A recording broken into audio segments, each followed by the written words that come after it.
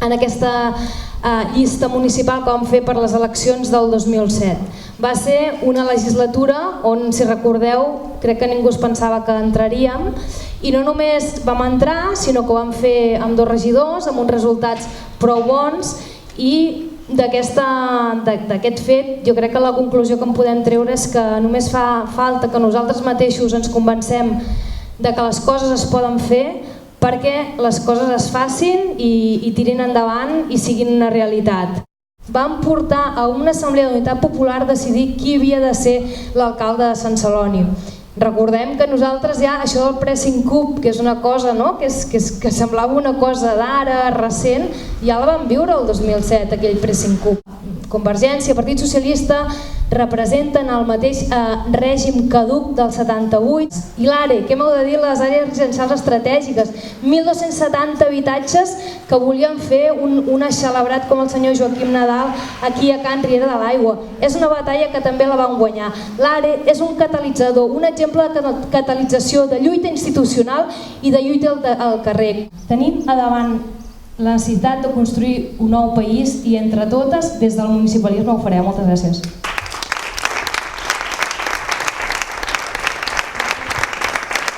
I el missatge clar i ben el que volíem dir és que la CUP Sant Celoni ha desgranat un model de poble que molts altres agents polítics d'aquest poble no tenen. Per tant, ja teníem el qui i teníem el què, però ens faltava el com. I el com ara també el sabem. El com és lluitant, sí, al carrer, les places, com sempre hem fet, com sempre farem. Però també el com és aplicant polítiques públiques en favor de les grans majories d'aquest poble i d'aquest país. Aquí estem començant a preparar l'execució d'aquestes polítiques públiques. Sabem perfectament que algunes són al nostre abast, que d'altres són a l'abast d'institucions superiors i d'altres a l'abast d'un estat espanyol demofòbic en mans de la troika del capital europeu. Des de l'oposició aquella legislatura vam aconseguir petites victòries i algunes relacionades amb el que és purament la tasca institucional, com per exemple en el marc de la negociació dels pressupostos del 2012, com vam aconseguir la xifra més elevada en despesa social en el que és l'Ajuntament de Sant Celoni, o vam aconseguir reforçar un pla educatiu d'entorn que estava tocat. Malgrat la gran coalició PSC-Convergència, no pararem de treballar fins a aconseguir-ho. Un poble millor dins una república catalana dels drets socials. Moltes gràcies.